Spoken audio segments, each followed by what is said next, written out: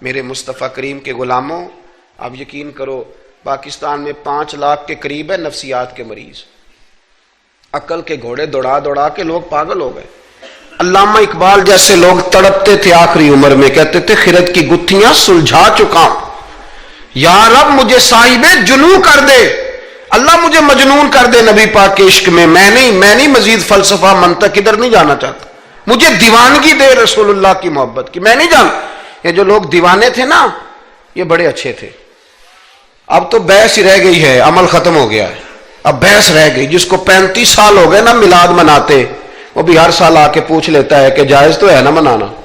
میں کہتا ہوں خدا کے بندے 35 سال سے تو منا رہا ہے، اب تو یہ پوچھا کر کہ میں کتنا درود پڑھوں محفل میلاد پہ، اب تو یہ کہا کر کہ وضو کس طرح کرنا ہے میلاد کا لنگر پکانے کے، ابھی تک سوال کر رہے ہو۔ محبت کرنے والے کر کے گزر گئے تو ابھی تک بحث کر رہا ہے۔ اور بہت ساری ایسی چیزیں تھیں جو صحابہ کی سمجھ میں نہیں آتی تھی، لیکن چونکہ سامنے رسول اللہ کی ذات تھی، اور جب محبت ہوتی ہے تو محبت بحث نہیں کرتی، محبت پیار کرتی ہے۔ محبت ہم ہیں غلام نبی پاک کے، ایسے ہی ہے نا جی، کسی سے کہنا داڑھی رکھ لو بحث شروع کر دیتا ہے، کہنا میں اجے نیک نہیں۔ میں کہتا ہوں یہ حضور کو کہنا چاہیے تھا نا کہ جب پورا نیک بنے تب رکھے، تو نے کیوں بحث شروع کی؟ داڑھی حضور نے رکھی ہے نا، لہذا ہم نے انشاءاللہ تو کہہ دیں، وعدہ نہیں لے رہا، حضور نے رکھی ہے نا، ہمیں اس سے غرض ہے کہ اچھی لگے یا نہ لگے۔ غلام کا کام غلامی کرنا کہ بحث کرنا؟ حضور نے کہا سچ بولو، دکان چلے چاہے، ہم نے کیا کرنا ہے؟ بولیں، یہ بحث ہے۔ حضور نے کہا بیویاں پردہ کریں، اب ہمارے گھر میں وہ بیوی رہے گی جو پردہ کرے گی، جو نہیں کرے گی وہ ہمارے گھر میں رہ سکتی، کیونکہ ہم نبی پاک کے غلام ہیں، ہم رسول اللہ کے غلام ہیں صلی اللہ ہو۔ امام احمد بن حنبل رحمۃ اللہ علیہ بازار گئے تو غلام خرید کے لائے، آپ نے فرمایا تیرا نام کیا ہے؟ تو وہ کہنے لگا حضور غلاموں کا نام نہیں ہوتا، آپ کسی کو بھی آواز دیں گے تو میں سمجھوں گا مجھے ہی بلا رہے ہیں۔ تو آپ فرمانے لگے تو کھائے گا کیا؟ کہنے لگا حضور غلاموں کے نخرے نہیں ہوتے، جو ٹکڑا بچ گیا میں ڈال دینا چپ کر کے کھا جاؤں گا۔ فرمایا یہ حجرے ہیں، کو کمرہ پسند کر لے۔ کہنے لگا حضور غلاموں کے نخرے نہیں ہوتے، آپ جہاں اشارہ کریں گے میں سو جاؤں گا۔ امام صاحب فرماتے ہیں مجھے وجد ہو گیا، میں تو رونے لگا، میں نے کہا اٹھو یار سینے سے لگ، تو غلام بننے کے قابل تو نہیں، تو آقا بننے کے قابل ہے۔ بابا بلے شاہ صاحب رحمۃ اللہ علیہ نے تبصرہ کیا اس موضوع پر۔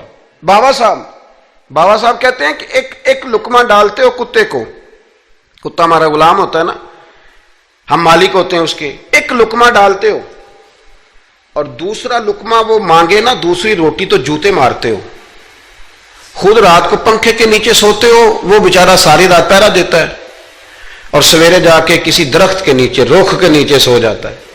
آپ فرماتے ہیں کہ جس کا تو مالک ہے تو اپنا احسان دیکھ اور اس کی نوکری دیکھ، اور جو تیرا مالک ہے اس کا احسان دیکھ اور اپنی ڈیوٹی دیکھ۔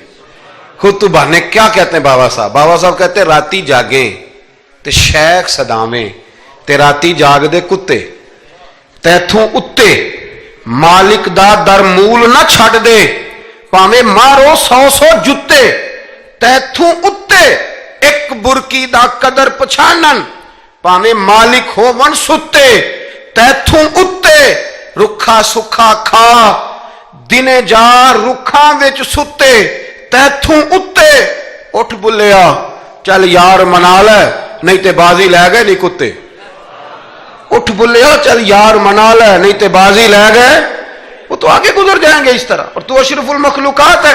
تھوڑا خیال کریں، ایک صحابی تھے حضرت ابو جندل رضی اللہ تعالی، ہماری محبت رسول صلی اللہ علیہ وسلم بحثوں میں رہ گئی، بحثوں میں اتنے کمزور ہیں ہم کہ آج تک بحث کر رہے ہیں، آج تک کہ حضور پہ درود کون سا پڑھنا چاہیے۔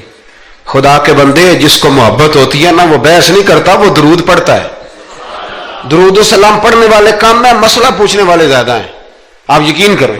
یا رسول اللہ کا نعرہ لگانے والے جوش کے ساتھ وہ تو چند ملتے ہیں علاقے میں، اور اس پر دلائل لینے والا سارا شہر ہے۔ خدا کا خوف کریں، عمل کریں۔ دین کو بحث کرنے نہیں آیا کہ ہر موضوع پر بحث کریں، فیس بک پہ اپنی رائے کا اظہار کریں، دین بحث کے لیے نہیں آیا، اسے موضوع بحث نہ بناؤ، یہ عمل کرنے کے لیے، اس پر عمل کریں۔ حضرت ابو جندل رضی اللہ تعالیٰ عنہ حضور حدیبیہ تک تشریف لائے نبی کریم علیہ السلام. ادھر سے حضرت ابو جندل جو تھے یہ وہ دلیر صحابی تھے کہ ان کے والد نے انہیں زنجیروں سے باندھا ہوا تھا. ہاتھ میں بھی زنجیریں تھیں، پیروں میں بھی زنجیریں تھیں، اور ان کا باپ روز ڈنڈوں سے مارتا تھا. انہیں پتہ چل گیا کہ نبی پاک صلی اللہ علیہ وسلم یہ حدیبیہ تک آ گئے. حضرت ابو جندل کمرے میں قید تھے، باپ اور بھائی نے قید کیا ہوا تھا.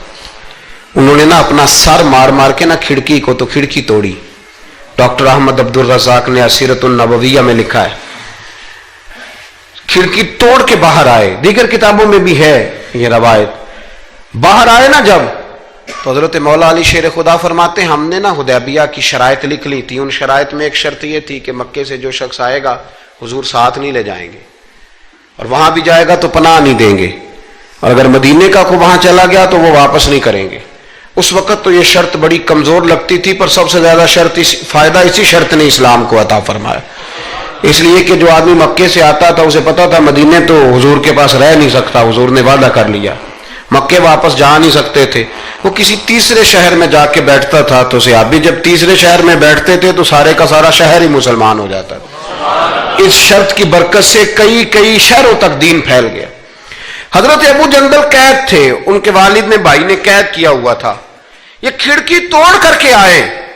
میرے دوستو جب حدیبیہ میں پہنچے تو حضرت علی کہتے ہیں جس رستے سے یہ چل کے آئے تھے، چونکہ پیروں میں زنجیریں تھیں تو جہاں سے چل کے آ رہے تھے خون بہتا آ رہا تھا، خون بہتا آ رہا تھا. فرماتے ہیں آ کے حضور کے سامنے کھڑے ہوئے تو بڑے درد سے روئے، بڑے درد سے. یا رسول اللہ مجھے چھوڑ کے نہ جائیے گا، میرا باپ ڈنڈوں سے مارتا ہے. تو مجھے بتا باپ کبھی ایسے چھوڑ کے چلا جائے اور مرشد چھوڑ کے چلا جائے تو کچھ چیز باقی رہتی ہے. لیکن عشق جب سچا ہوتا ہے تو میں شروع میں کہہ چکا، پھر محبوب پہ غصہ نہیں آتا، پھر کوئی بات ایسی نہیں ہوتی جو دل میں رہ جائے. میرے کریم رسول صلی اللہ تعالی علیہ وسلم کے سامنے درد سے روئے، یا رسول اللہ چھوڑ کے نہ جائیے گا، حضور یہ دیکھیں میرا باپ مجھے ڈنڈوں سے مارتا ہے. حضرت علی کہتے ہیں کہ چونکہ معاہدہ طے ہو گیا تھا، ابھی دستخط نہیں ہوئے تھے، ہمارا دل کر رہا تھا کہ حضور اجازت دیں تو ہم ان کافروں کے پرخچے بکھیر دیں، اتنا بھی کوئی ظلم کرتا ہے. لیکن کہتے ہیں حضور اٹھے، حضرت ابو جندل کا سر محبوب نے اپنے کندھے پہ رکھا. جناب ابو جندل بھی کھل کے روئے.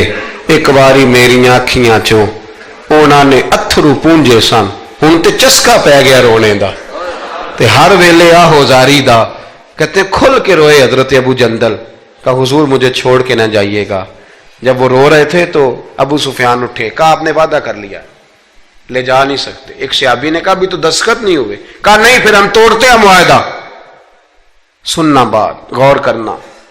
عقل کہاں تک انسان کو پریشان کرتی ہے اور محبت اسے کتنا سلیقہ سکھاتی ہے، کتنی اطاعت اور اتباع سکھاتی ہے. نبی کریم علیہ السلام نے حضرت ابو جندل کو تسلی دی اور پھر حضور نے تھپکی دے کے کندھے پہ فرمایا تیرا تھوڑا سا امتحان رہ گیا ہے. دل پہ ہاتھ رکھ کے بتانا کام بڑا مشکل ہے، تیرا تھوڑا سا امتحان رہ گیا ہے. جناب ابو جندل کو یہ کہہ کہ حضور نے رخ انور پھیرا تو ان کے والد نے گریبان سے پکڑا، کھینچ کے لے گئے اور کہنے لگے ان کے ساتھ تو معاذ اللہ جانا چاہتا تھا جو تجھے لے کے نہیں گئے، ان کے ساتھ. جناب ابو جندل نے باپ کا ہاتھ جھٹکا، اٹھ کے کھڑے ہوئے، کہنے لگے زیادہ باتیں نہ کر، میرا تو ایمان پہلے سے زیادہ مضبوط ہو گیا ہے کہ میرا رسول وعدوں کا پکا ہے، میرا تو ایمان پہلے سے مضبوط ہو گیا. اور کیا شاندار لفظ لکھے ڈاکٹر صاحب نے. حضرت ابو جندل کہنے لگے ابا اب تو اس طرح کر، میری یہ زنجیریں کھول دے، ہاتھوں کی بھی کھول دے، پیروں کی بھی کھول دے، اور مجھے بتا میں نے کس کمرے میں قید ہونا ہے. تو بس بتا دے کہاں قید ہونا ہے. اب میں تیرا قیدی نہیں ہوں، اب میں محمد عربی کے حکم کا قیدی ہوں. جب تک رسول اللہ صلی اللہ علیہ وسلم کا نیا حکم نہیں آتا میں قید میں رہوں گا اور میں خوشی کے ساتھ رہوں گا. جتنے کفار وہاں کھڑے تھے جتنے کھڑے تھے، جتنے حضرت ابو جندل کے والد سمیت، وہ کہتے ہیں ہماری توجہ باقی معاملہ سے ہٹ گئی اور جناب ابو جندل کی طرف چلی گئی. یہ بھی رنگ ہوتا ہے، یہ بھی. وہ کیا کہا تھا میاں صاحب نے؟ میاں صاحب فرمانے لگے کچا رنگ للاری والا جیڑا چڑھدا لیندا رہندا ये इश्क तेरे दा रंग मुहम्मद चढ़ जाए फिर नहीं लैंदा, ये पक्का रंग होता है।